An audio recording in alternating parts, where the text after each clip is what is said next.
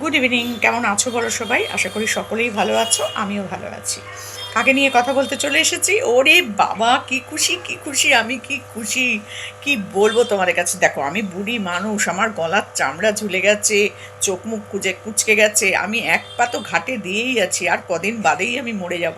তো সেখান থেকে দাঁড়িয়ে রোহন নিয়েছে বদলা। উফ, আমি যে কি খুশি। ঠিক সেমভাবে আমিও বলতে চাই যে আমারও কিন্তু মানহানি করা হয়েছে, তাই না? আমার নাম, আমার ছবি, আমার সমস্ত কিছু ব্যবহার করা হয়েছে। ইচ্ছা করলে এই স্টেপটা কিন্তু আমিও নিতে পারি, মানহানির মামলা। ঠিক ঠিক করেছে রোহন, একদম ঠিক কাজ করেছে। আর আমি এটাই বলতে চাই, রোহন বলেছিল এসে বদলা নেবে, বদলা নেওয়া কমপ্লিট। রোহনের কাছে এসে ক্ষমা চাক, সোনামার পায়ে ধরে ক্ষমা চাইবে। যেভাবে ও সোনামাকে অপমান করেছে ওরা, সত্যি করে আমি বলবো রোহন, আরও একটা কথা তোমার বলা উচিত ছিল, প্রত্যেকের ভিডিও যেন, সোনামার একটা ভিডিও যেন কারোর চ্যানেলে না থাকে, কারোর কাছে যেন একটা ভিডিও না থাকে। যার কাছে পাবো ওই ভিডিও, তাকেই কিন্তু তুমি স্ট্রাইক মারবে, তাকেই তুমি স্ট্রাইক মারবে। যেভাবে অপমান করেছে, যে ভাষা ব্যবহার করেছে, আমরা কিন্তু একদম পছন্দ করিনি কেউ। তোমার দর্শকরা যদি পছন্দ না করে, তাহলে তো তাদেরকে তো আমরা কাউকে ছেড়ে দিতে পারবো না, তাই না? তোমাকে যেভাবে নোংরা কথা বলেছে, তার সাথে সাথে তোমার মানে কি বলবো, তোমার মেয়েটা যে তোমার তোমার বউ আছে, দুটো তিনটে বউ আছে, তুমি তোমার ব্যাপারটা ছেড়ে দিতে পারো, কিন্তু সোনামারটা তুমি ছাড়বে না একদম। বাবা, একেই বলে বাবা। প্রকৃত বাবার কাজ করেছো আজকে তুমি। আমি ভীষণ খুশি হয়েছি, ভীষণ খুশি হয়েছি। এটাই করা উচিত ছিল। 3 দিন সময় দিয়েছো, 72 ঘন্টার মধ্যে যদি তোমার ছবি, তোমার, এটাও বলে দাও তার সাথে সাথে যে তোমাদের সমস্ত ভিডিও যেন ডিলিট করে, তোমাদের নিয়ে করা সমস্ত ভিডিও যেন ডিলিট করে। এমনকি সোনামাকে নিয়ে যারা যারা ভিডিও করেছে, যেখানে যেখানে সোনামার ভিডিও আছে যার যার চ্যানেলে, সেগুলোও যেন মুছে দেওয়া হয়, ডিলিট করা হয়। আমরা প্রত্যেকটা ভিউয়ার্স কিন্তু রোহনের পাশে আছি। আর কন্ট্রোভার্সি দিদি, আমরা তো অবশ্যই আছি, অবশ্যই আছি। যা দেখবো তাই নিয়ে মুখের ওপর বলে দেবো, সে আমার যেই হোক না কেন। তো চলো, আজকে রোহনের ভিডিও এসে গেছে, কি খুশি হয়েছি রোহন, উফ। কিন্তু তুমি কাঁদলে কেন বাবা? তোমার চোখে জল কেন? না, তোমার চোখে জল তো আমরা দেখতে চাই না, কখনো দেখতে চাই না। তুমি চোখ থেকে এক ফোঁটাও জল বার করবে না। কাদের জন্য তুমি চোখের থেকে জল বার করছো? এরা চোখের থেকে জল ফেলার উপযুক্ত? উপযুক্ত কি? না, এরা উপযুক্ত নয়। এরা কখনোই তোমার বন্ধু ছিল না। এরা যদি বন্ধু থাকতো, তাহলে তুমি অসুস্থ অবস্থায় ওরা এই নোংরামোটা কখনো করতে পারতো না, কখনো করতে পারতো না, বুঝেছো? যারা বন্ধু হয়, বিপদের সময় যাকে পাশে পাওয়া যায়, সেই হয় আসল বন্ধু। আর এরা তোমাকে বিপদের সময় আরও বেশি বিপদে ফেলে দিয়েছিল।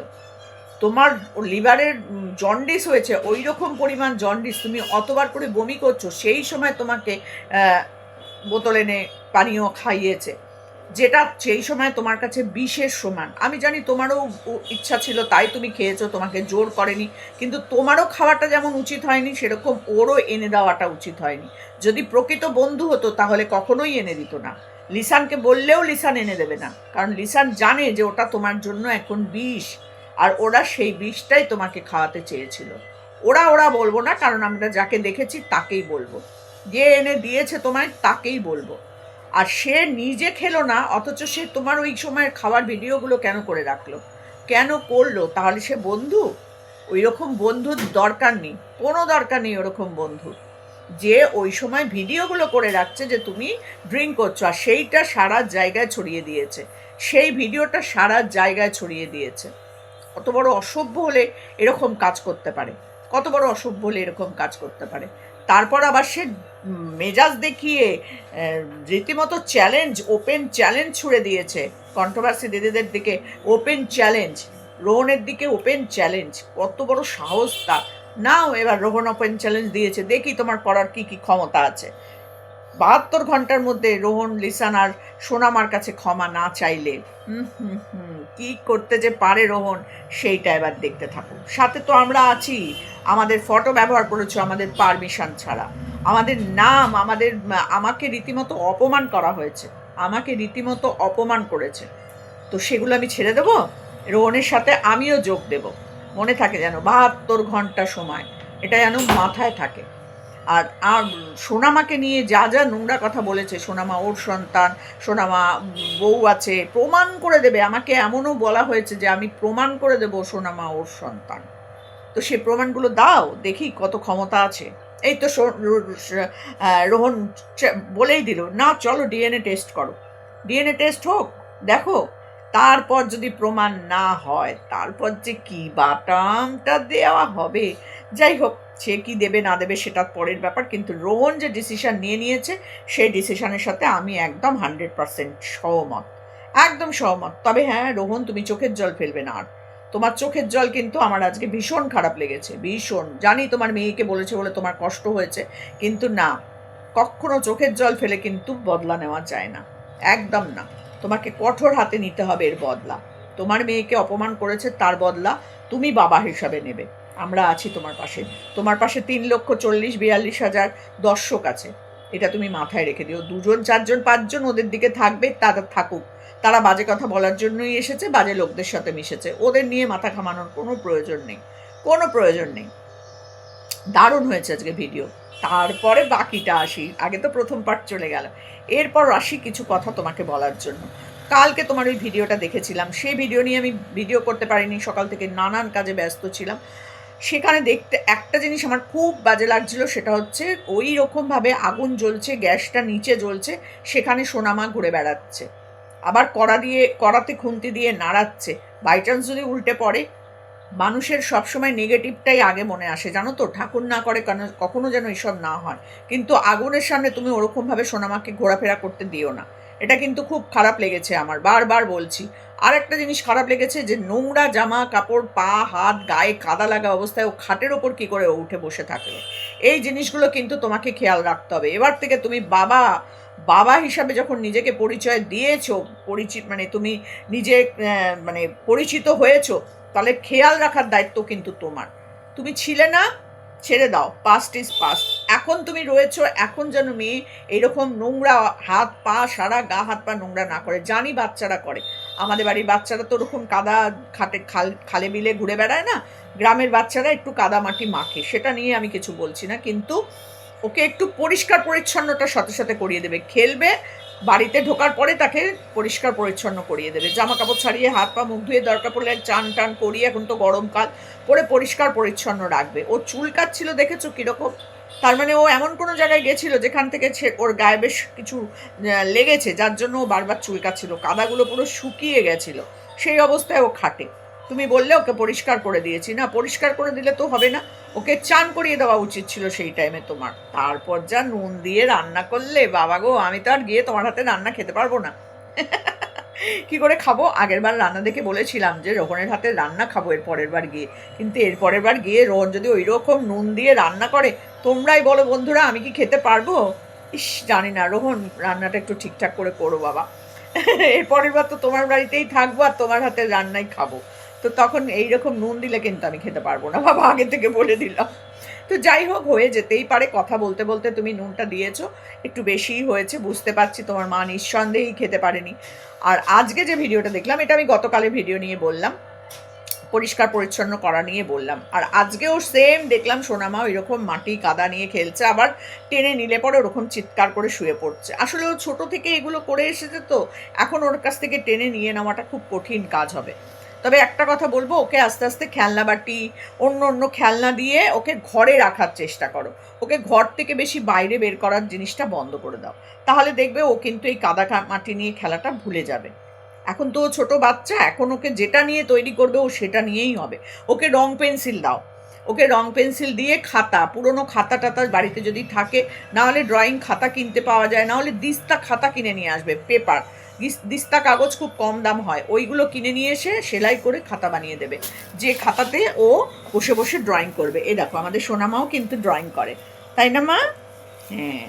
তো সেই জন্য বলছি, ওকে তুমি ওইভাবে খাটে বসিয়ে রাখো, যাতে ওই ওই কাদা মাটি জল নোংরা নিয়ে খেলতে না পারে। আমি জানি গ্রামের বাচ্চারা এগুলো নিয়ে খেলে, আমাদের বাচ্চারা সুযোগ পায় না তাই খেলে না, আমরাও হয়তো ছোটোবেলায় এরকম করেছি। তো আমাদের সময় হয়তো একটু মাঠঘাট ছিল, এখনকার বাচ্চারা, আমাদের এদিককার বাচ্চারা তো মাঠ খেলাধুলার জায়গা পায় না, আর সেটা পেতে গেলেও টাকা পয়সা খরচ করে মাঠে নিয়ে যেতে হয়। একটা ক্রিকেট খেলতে গেলেও, ফুটবল খেলতে গেলে, সাঁতার শিখতে গেলে সব জায়গাতেই পয়সা দিয়ে করাতে হয়। তোমাদের মতন ওরকম মাঠ ঘাট খাল বিল আমাদের এখানে তো একদমই নেই। তো যাই হোক, তো সেই জন্য বলছি, তুমি ওকে ড্রয়িং পেন্সিল কিনে দাও, ড্রয়িং পেন্সিল দিয়ে ওকে খাতা দিয়ে খাটে বসিয়ে রাখো, আর তার সাথে সাথে ওর খেলনাবাটি পুতুল এইসব খাটে দিয়ে রাখবে, ঘরের মধ্যে দিয়ে রাখবে। ওকে ঘরে রাখার অভ্যেসটা এবার থেকে করো। ওই মাঠে ঘাটে ঘুরলেই কিন্তু এরকম কাদা নোংরা এই সব নিয়ে খেলবে, ওর গায়ে স্কিনের এমনিই সোনামার স্কিনের প্রবলেম আছে। তো সেখান থেকে দাঁড়িয়ে ওকে কিন্তু একদম ঘরের মধ্যে রাখার চেষ্টা করো, ঘরে থাকবে। আর গরম পড়ছে, এখন সোনামাকে ঘরে রাখার ব্যবস্থা করবে, মাঠে ঘাটে আর দরকার নেই। এখন তো 3 বছর বয়স হয়ে গেল, এবার সোনামা আস্তে আস্তে গ্রোথ হবে সোনামার, এখন সোনামা বড় হবে আস্তে আস্তে। সেই জন্য ওকে ঘরের মধ্যে রাখো, খেলাধুলার বই দাও, ছবির বই কিনে এনে দাও, যেগুলো দেখে ওগুলো দেখে দেখে শেখাবে। এটা কি, এটা কি, এটা গরু, এটা ছাগল, এটা মুরগি, এটা পাখি, এটা আম, এটা কলা, এরকম করে করে ওকে শেখাও। তার সাথে সাথে মুখে মুখে ওর সাথে কবিতা বলো, দেখো ও ঠিক শিখে যাবে। মারিয়াম কত সুন্দর শিখে গেছে, মারিয়ামও তো ওরই বয়সী, এত সুন্দর শিখেছে। মারিয়ামের বাবা মা সবাই ওর সাথে এগুলো বলে, তার জন্য কিন্তু মারিয়াম শিখে গেছে। এবার তুমি সোনামার সাথে সেটা করতে শুরু করো, তাহলে দেখবে সোনামাও শিখে যাবে। আর বাইরে ঘোরাটা একদম বন্ধ করে দাও, তাহলে সোনামা কিন্তু এই কাদা মাটি নিয়ে আর খেলতে পারবে না। ঠিক আছে, এটা কিন্তু তোমারই ভালোর জন্য বুদ্ধিটা দিলাম। ওকে রং পেন্সিল কিনে দাও আর খাতা কিনে দাও, সাদা খাতা, ওর মধ্যে ও আঁকবে বসে বসে, দেখবে ও কিন্তু বাইরে যাবে না। ওই রং পেন্সিল খাতা দেবে, আর দেবে বই খাতা, ছবির বই কিনে দেবে, বই খাতার মধ্যে লেখা থাকবে অ আ এবিসিডি, ওই বই কিনে দাও, দেখবে ও বসে বসে পড়বে, ঠিক করবেই করবে। ছোটোর থেকে বাচ্চাদের যেরমভাবে তৈরি করবে, বাচ্চারা ঠিক সেরমভাবে তৈরি হয়। তো ওরকমভাবে তৈরি করো, দেখো ঠিক সোনামা পরিষ্কার পরিচ্ছন্ন থাকবে। আর এখন থেকে ওকে পরিষ্কার পরিচ্ছন্ন রাখতেই হবে, ওকে বোঝাতে হবে এটা নোংরা, এটা গায়ে কাদা লাগলে চুলকাবে, ঘা হবে, এই হবে সেই হবে, ওকে বোঝাবে, ভয় দেখাবে, ঘেন্না দেখাবে, তাহলে ও আর ওগুলো করবে না। আজকে ওকে দেখছিলাম তো, মাটিতে শুয়ে পড়ছিল, চিৎকার করছিল, আর তুমি সাথে সাথে নে নে নে নে নে নে নে নে করে দিয়ে দিচ্ছিলে। এটা ঠিক না। বাচ্চারা কাঁদলেই যদি সেই জিনিস পেয়ে যায় না, তাহলে কিন্তু তাদের বায়না কমে না, বায়না বেড়ে যায়। আর তার সাথে সাথে হচ্ছে চান করা, বাবা মায়ের চান করা আমার দারুণ লেগেছে। এরকমভাবেই ছোট ছোট করে ভিডিও দেবে, আমরা এই ভিডিও দেখার জন্য চোখ এরকম এরকম এরকম এরকম করে বসে থাকি প্রত্যেকটা মানুষ। দর্শকরা, তোমরা যদি আমার কথার সাথে একমত হও, কমেন্ট বক্স যেন ভরে যায়, আজকে আমার কমেন্ট বক্স যেন ভরে যায় যে রোহন যা করেছে তার সাথে আমরা সবাই একমত। আর আমি যা বললাম সোনামার জন্য, সেটাতে তোমরা একমত কিনা কমেন্ট বক্স যেন ভরে যায়। তো চলো, রোহনকে অনেক আশীর্বাদ করলাম। এই ডিসিশানটা তোমার একদম ঠিক ডিসিশান হয়েছে। 72 ঘন্টা টাইম, 72 ঘন্টার মধ্যে আসো, না হলে ফাঁসো। তো চলো, টাটা।